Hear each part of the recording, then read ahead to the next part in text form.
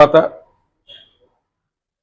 ఒక పోరాట యోధుడు, ఆంధ్రప్రదేశ్ ముఖ్యమంత్రి, తెలుగుదేశం పార్టీ జాతీయ అధ్యక్షులు, మా ఆరాధ్య దైవం గౌరవనీయులు శ్రీ నారా చంద్రబాబు నాయుడు గారి 76వ జన్మదినం సందర్భంగా ఈరోజు చిత్తూరు బీసీ సంక్షేమ సంఘం కార్యాలయంలో బీసీ నాయకులందరితో కూడా కలిసి ఘనంగా కూడా ఆయన జన్మదిన వేడుకలు జరుపుకోవడం జరిగింది.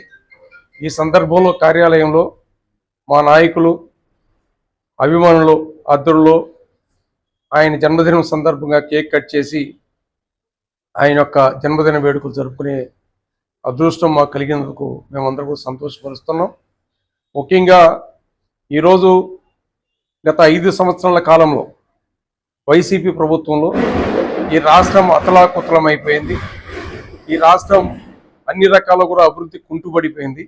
అటువంటి సందర్భంలో ప్రజలందరూ కూడా విసిగిపోయి భావి తరాలకు భవిష్యత్తు అయినటువంటి గౌరవనీయులు నారా చంద్రబాబు నాయుడు గారి నాయకత్వంలో కూటమి ప్రభుత్వాన్ని ఈ భారతదేశంలో ఎప్పుడూ లేని విధంగా అధికారంలో తీసుకొచ్చిన సందర్భంలో ముఖ్యమంత్రిగా బాధ్యతలు స్వీకరించినప్పటి నుండి కూడా ఈ ఆంధ్ర రాష్ట్రం పూర్వవైభవం తీసుకోవడానికి, పునర్నిర్మాణం చేయడానికి ఆయన అనేక రకాలైనటువంటి అహర్నిశలు కూడా కష్టపడి పనిచేస్తూ ఈ ఆంధ్ర రాష్ట్రంలో 5 కోట్ల మంది ఆంధ్రుల యొక్క అభివృద్ధి కోసం ఆయన పడుతున్న శ్రమ ఈ ఆంధ్ర రాష్ట్ర ప్రజలందరూ కూడా గుర్తించుకోవాలి.